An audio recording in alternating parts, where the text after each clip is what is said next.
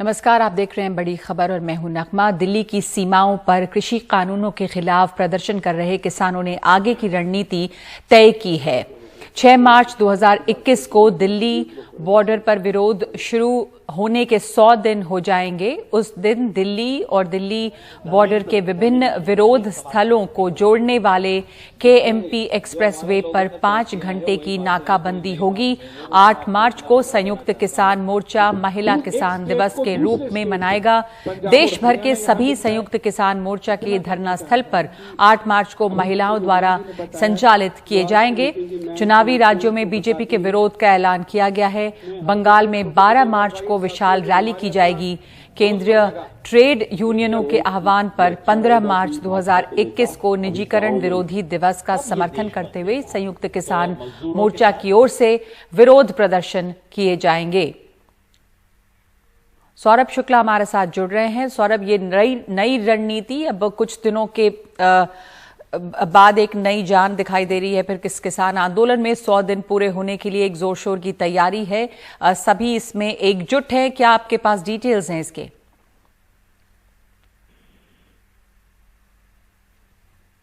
सौरभ, आप हमें सुन सकते हैं? ये जो नई रणनीति है इसके बारे में और क्या जानकारी है? किस तरह से किस फेजेस में होगी ये पूरा जो प्रदर्शन है, जो आंदोलन है, वो अब आगे बढ़ाया जा रहा है? देखिए, 15 दिन का एक पूरा कार्यक्रम संयुक्त किसान मोर्चा की आज बैठक हुई है, जिसमें राकेश टिकैत, दर्शन पाल, तमाम जितने भी नेता हैं, 40 संगठन, वो सब इकट्ठे थे और उन्होंने ये बैठक करी और तय किया कि 15 दिन के लिए आप प्रदर्शन का एजेंडा क्या होगा। क्योंकि लगातार ये लोग इंतजार कर रहे हैं कि सरकार बातचीत के लिए इनको बुलाए, लेकिन सरकार ने इनको बुलाया नहीं है बातचीत करने के लिए। तो इनका कहना है कि अभी आंदोलन तेज करेंगे, क्योंकि जब अब यहाँ पर सबसे बड़ी बात ये आ गई है कि नगमा अब तक लगभग 250 से ज्यादा किसानों की मौत भी हुई है, उसको लेकर भी कुछ नहीं हो रहा। तो इन्होंने 5 घंटे के लिए 11 से लेकर 4 बजे तक 6 तारीख को, जो कि शनिवार का दिन है, वो केएमपी एक्सप्रेस वे बंद करेंगे, उसके टोल फ्री कराएंगे 5 घंटे के लिए। और उसके बाद पूरी जोर शोर से ये लोग कोशिश कर रहे हैं कि किस तरीके से जो 5 राज्यों में चुनाव है, पश्चिम बंगाल, तमिलनाडु, केरल जी, तो इन तमाम जगहों पर जिन 5 राज्यों में चुनाव है, खास करके वहां पर के लिए खास रणनीति बनाई जा रही है और बीजेपी का विरोध करने की वहां पर कोशिश है। साथ साथ ट्रेड यूनियन के साथ मिलकर भी विरोध, उसमें संयुक्त किसान मोर्चा जो है वो साथ होगा और निजीकरण का विरोध करेगा। अगली खबर पे बढ़ते हैं। कांग्रेस महासचिव प्रियंका गांधी चुनावी राज्य असम के दौरे पर हैं। आज व्यस्त कार्यक्रम के बीच तेजपुर में भी उनकी रैली थी, जिसमें प्रियंका तय समय से कुछ देर से पहुंची। रैली में मौजूद लोग उनका इंतजार कर रहे थे। इसी बीच प्रियंका दौड़ते हुए मंच तक पहुंची।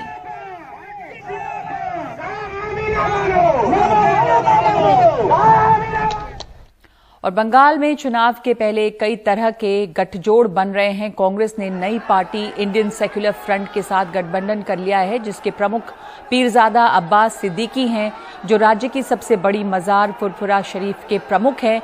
बंगाल में रविवार को वाम दलों और कांग्रेस की साझा रैली में विशेष आमंत्रित सदस्य जैसी हैसियत से इंडियन सेक्युलर फ्रंट भी शामिल हुई। इस पर पूर्व केंद्रीय मंत्री और कांग्रेस के वरिष्ठ नेता आनंद शर्मा ने ही सवाल उठाया, ये कहते हुए कि ये कांग्रेस की मूल विचारधारा के खिलाफ है। सवाल उठाने के बाद जो विवाद खड़ा हुआ, उस पर आनंद शर्मा ने कहा कि उन्हें कोई भी स्पष्टीकरण नहीं देना है। मैंने संगठन के हित में बात कही है। हमारा जीवन कांग्रेस के प्रति समर्पित रहा है। जहां तक बीजेपी से लड़ने की बात है, संसद और संसद के बाहर हमारा रिकॉर्ड पूरे देश को मालूम है और आप लोगों को भी मालूम है। मुझे कोई स्पष्टीकरण नहीं देना, ना ही कोई मुझे इस पर प्रामाणिकता की आवश्यकता। पश्चिम बंगाल कांग्रेस के अध्यक्ष अधीर रंजन चौधरी ने एनडीटीवी से खास बातचीत में ये कहा है कि आनंद शर्मा किसी को खुश करने के लिए ये सब कर रहे हैं। सबसे बड़ा सवाल है कि आपके पार्टी के नेता ही अब इस गठबंधन पर सवाल उठाने लगे हैं। राज्यसभा में उपनेता जो हैं आनंद शर्मा ने ट्वीट किया है और ट्वीट करके कहा है कि ये गठबंधन जो है कांग्रेस के सिद्धांतों के खिलाफ है। आप आनंद शर्मा जैसे नेताओं को क्या कहना चाहेंगे? यही तो हमारे लिए मुश्किलें हैं ना, उलझन भी है कि हमारे पार्टी के नेता जो हमारा सहयोगी भी है, जो हमारे उपनेता भी है, वो अगर चाहते कि इस विषय को क्या हो रहे हैं, आप जैसे सवाल पूछ रहे हैं, अगर उसका मन में ये सवाल आते और एक फोन लगा देते, जैसे कि आप मेरे को फोन करके आपकी मीडिया पे बोलने का मौका देते हैं, अगर हमारा सहयोगी एक फोन करके अगर मुझे पूछते कि भाई ये क्या हो रहे हैं, तो तुरंत ये समाधान उनको मिल जाता। लेकिन उनका तो मकसद अलग होगा, उनका मकसद अलग है, उनका नियत अलग है, वो किसी दूसरे को खुश करना चाहते हैं। इसलिए वो हमें सवाल पूछने के बजाय वो सोचा कि दूसरे को हम खुश कर दें। इसके लिए उन्होंने ये मुद्दा उठाने लगे और तुरंत ट्विटर में आ जाते हैं, तुरंत मीडिया में आ जाते हैं। एक चीज थोड़ा ध्यान से गौर कीजिएगा कि देखिए, बंगाल में कांग्रेस पार्टी ये सत्तारूढ़ टीएमसी पार्टी की तानाशाही की शिकार है। हमारे सैकड़ों वर्कर जेल में सड़ रहे हैं। कौन सा केस में? नारकोटिक ड्रग्स केस में। यह बंगाल में आज सांप्रदायिक बीजेपी पार्टी सारे बंगाल में हिंसा और नफरत की माहौल पैदा कर रहे हैं। तो हमारे नेता को इस विषय पे एक लफ्ज बोलने को नहीं सुनते हैं मैं। तो मतलब तो साफ है कि जितना हो सके कांग्रेस को गाली दिया करो, कांग्रेस को छवि को धूमिल किया करो। बाकी जो सांप्रदायिक ताकतें हैं, जो तानाशाही की ताकतें हैं, इनके खिलाफ कुछ मत कहो। यही इनका तमन्ना है ना। तो इसी मकसद के साथ वो ये बात अगर ट्विटर में रखते तो हम क्या कर सकते। उनका नियत में खोट है, उनका मकसद किसी दूसरे को खुश करना है। यही इसलिए ये सारे मुद्दा उठाए जा रहे हैं। नहीं तो एक फोन कॉल में सारे उनके सारे जो सवाल, वो सवाल की समाधान हम कर सकते थे एक फोन कॉल पे। बीजेपी को कांग्रेस की सेक्युलर पॉलिटिक्स पर सवाल उठाने का मौका मिला।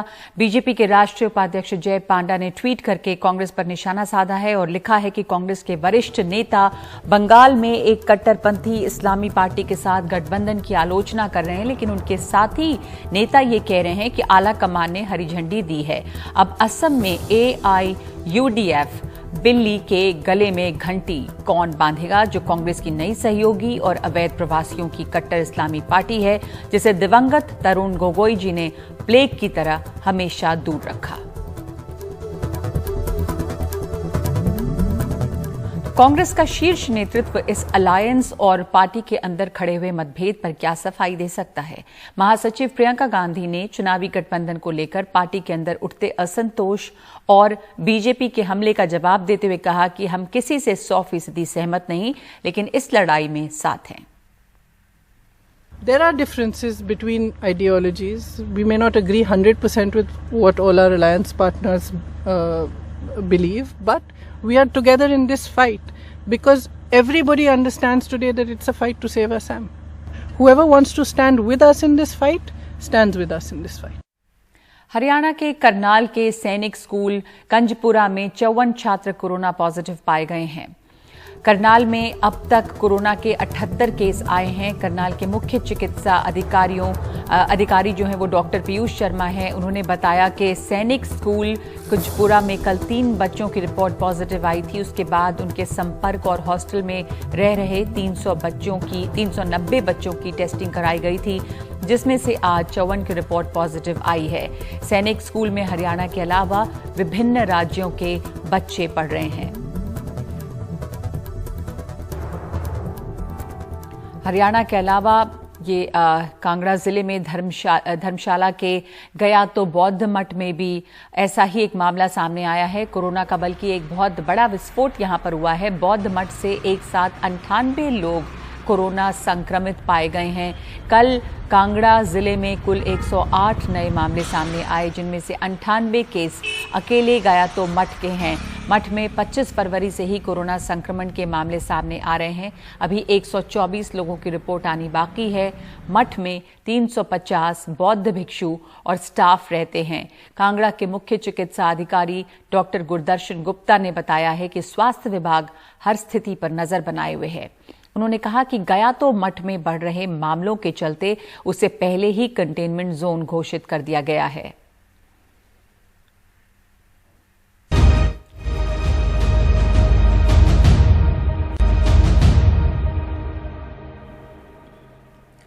उत्तर प्रदेश के हाथरस में एक लड़की के साथ छेड़खानी और बदतमीजी करने वाले ने उसके पिता की लड़की के ही पिता की गोली मारकर हत्या कर दी है। इल्जाम है कि आरोपी लड़का लड़की से शादी करना चाहता था। शादी नहीं होने पर उससे छेड़खानी करने लगा। लड़की ने उसके ऊपर मुकदमा किया था, जिसे वापस लेने के लिए वो लड़की के पिता पर दबाव डाल रहा था। मुकदमा वापस नहीं लेने पर उन्हें गोली मार दी। प्लीज मुझे इंसाफ दे दो। गांव के लोग थे? पहले उसने मेरे साथ छेड़खानी किया, मेरे पापा ने केस कर दिया और उसने छेड़ के मेरे पापा को गोली मारी। जिस लड़की की आंखों के सामने उसके बाप को उसकी वजह से गोलियों से भून दिया जाए, शायद उसकी यही हालत होगी। आरोप है कि मुल्जिम लड़की से शादी करना चाहता था, मना हो गया तो छेड़खानी करने लगा। लड़की ने मुकदमा किया, 1 महीने जेल भी रहा, फिर केस वापस लेने को धमकी देने लगा। कुछ नहीं हुआ, 2-3 घंटे बाद 3:30 बजे के समथिंग फिर वो आया है वहां से, गाड़ी अपनी दूर उसने खड़ी की है और 4-5 लोग निकले हैं उसमें से और मेरे पापा को फिर गोली मारी है। मैं और मम्मी उस टाइम पे खाना देने गए थे पापा को, तो हमारे सामने ही उसने गोली मारी है पापा को। लड़की के पिता अपने खेत में मजदूरों से आलू खुदवा रहे थे, तभी वो अपने रिश्तेदारों के साथ वहां पहुंचा और उन्हें घेर लिया। उस वक्त लड़की और उसकी मां भी उन्हें खाना देने वहां आई हुई थी। उनकी आंखों के सामने पिता को गोलियों से भून दिया। आलू खेत में घेरना है एकदम, मैं भाजी हूँ पर 3-3, 4-4 गोली मारी उनमें। पिता की अर्थी उठी तो पूरा गांव उनके साथ निकला। लोग सदमे में भी थे और इस दुस्साहस से आतंकित भी। गांव में ही उनका अंतिम संस्कार हुआ। इस मौके पे भी सियासत होती रही। बीजेपी से जुड़े लोगों ने आरोपी को समाजवादी पार्टी का बताया तो समाजवादी पार्टी के लोगों ने उनकी बीजेपी के एमपी के साथ फोटो जारी की। बहरहाल पुलिस सारे आरोपियों की गिरफ्तारी में लगी है।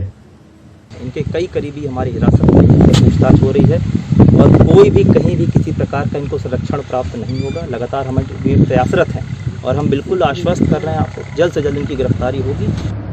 ऐसी दुस्साहसिक घटनाएं आए दिन होती हैं, इससे पुलिस का भी वकार कम होता है और सरकार की भी छवि खराब होती है। लेकिन ये सिर्फ पुलिस की नाकामी नहीं, पूरे क्रिमिनल जस्टिस सिस्टम की नाकामी है, जिसमें सुधार की कोशिश कोई नहीं करता है। हाथरस में अश्वनी और लखनऊ में कैमरामैन राजेश गुप्ता के साथ कमाल खान, एनडीटीवी इंडिया। उत्तर प्रदेश के शाहजहांपुर में 3 नाबालिग लड़कियों के गायब होने का सनसनीखेज मामला सामने आया है, जहां पर 3 स्कूली छात्राएं स्कूल जाने के बाद घर नहीं लौटी। ये बच्चियां कक्षा 6, 8 और 9वीं की थीं। छात्राओं के गायब होने की सूचना के बाद पुलिस विभाग में हड़कंप मचा हुआ है। पुलिस ने बच्चियों की बरामदगी के लिए 3 टीमें गठित की हैं और उन्हें ढूंढने की कोशिश हो रही है। कोई दिक्कत तो नहीं रहा। सीसीटीवी फुटेजेस देखी गई तो ये तीनों ही बैग लेके और स्कूल जा रही थी। बाद में इन लोगों ने घर पर भी जब देखा तो इनमें से 2 छात्राओं ने रुपए घर से ले गए हैं। तीसरा जो है उनके अभिभावक बता नहीं पा रहे, लेकिन उनका भी अंदाजा है कि कुछ रुपए ले गए होंगे, कपड़े भी ले गए हैं। इनसे और पूछताछ की गई और जो भी इनके मित्र थे उन सबको थाने पर लाकर पूछताछ किया गया। उनके द्वारा बताए गए जो तथ्य हैं उनके आधार पर और जो मोबाइल फ़ोन्स इन बच्चियों के थे जो घर पे ही थे, क्योंकि इन्होंने ये कहा था कि ऑनलाइन पढ़ाई हो रही है इसलिए मोबाइल चाहिए, अदरवाइज़ ये प्रोवाइड नहीं कर रहे। उनमें जो चीज़ें दिखी उनके आधार पर भी ऐसा लग रहा है कि ये अपने आप ही कहीं निकली हैं। उत्तर प्रदेश में महिलाओं के खिलाफ, लड़कियों के खिलाफ अपराध की घटनाएं एक के बाद एक सामने आ रही हैं लगातार पिछले कुछ दिनों से। इस वक्त बड़ी खबर में इतना ही।